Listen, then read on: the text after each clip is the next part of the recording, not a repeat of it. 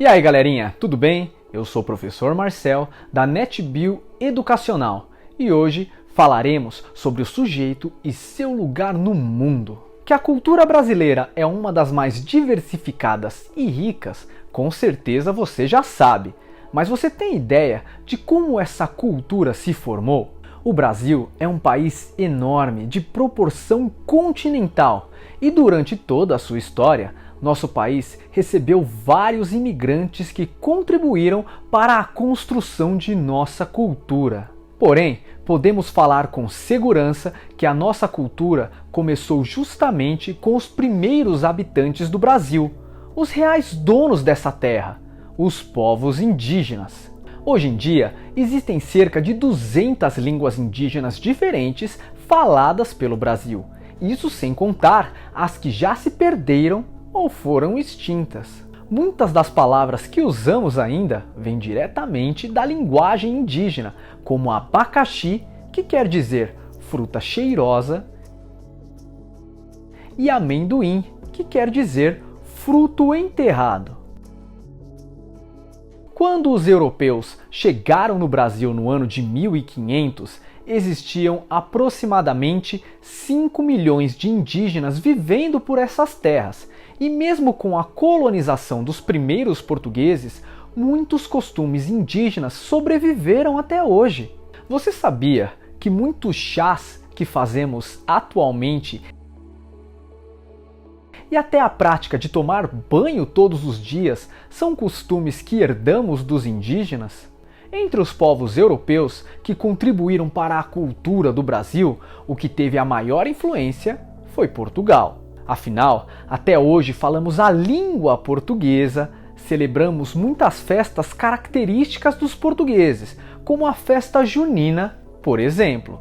E a religião mais praticada no Brasil é o cristianismo, trazido para cá também pelos portugueses. A cultura brasileira também deve muito aos africanos, que ao trazer os seus costumes junto com eles, ajudaram a construir a nossa identidade. No triste processo conhecido como escravidão, muitos negros africanos foram trazidos para o Brasil de maneira forçada. Essa prática terrível durou 300 anos, até que foi abolido em 1888. Após esse processo, os africanos passaram a fazer parte da população brasileira, misturando seus costumes à cultura local. Outros povos também tiveram grande influência na criação da cultura brasileira, como os povos árabes e os asiáticos, principalmente as pessoas vindas do Japão. Esses vários povos se espalharam por toda a extensão do Brasil, deixando cada uma das regiões de nosso país com suas próprias características, costumes e culturas. O ato dos seres humanos mudarem suas moradias para novos locais são chamados de processos migratórios. No Brasil, temos processos migratórios internos, quando pessoas mudam de um estado brasileiro para outro, por exemplo, e o processo de imigração, quando recebemos pessoas de outros países, como é o caso de imigrantes japoneses, espanhóis, italianos e tantos outros. Quando a pessoa se muda para o Brasil, ela pode se tornar um cidadão brasileiro, e caso isso aconteça, ela passa a ter os mesmos direitos e deveres de quem nasce aqui. Um dos principais deveres de um cidadão brasileiro é votar.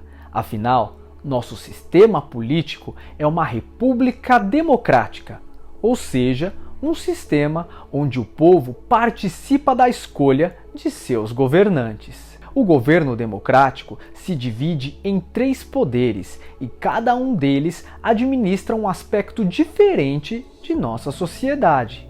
O legislativo, por exemplo, são os vereadores e deputados, os quais são os responsáveis por criar as leis. O executivo, que são os presidentes, os prefeitos e governadores, são os quais são responsáveis por colocar as leis em prática. E o Judiciário, composto pelo Supremo Tribunal Federal e o Supremo Tribunal de Justiça, é o poder que analisa e julga determinada situação, com base nas leis do nosso país. Agora que você conhece os três poderes, você saberia me dizer quem é o prefeito ou os vereadores de sua cidade? Caso não saiba, é sempre bom pesquisar e a gente se vê na próxima aula. Até mais, pessoal!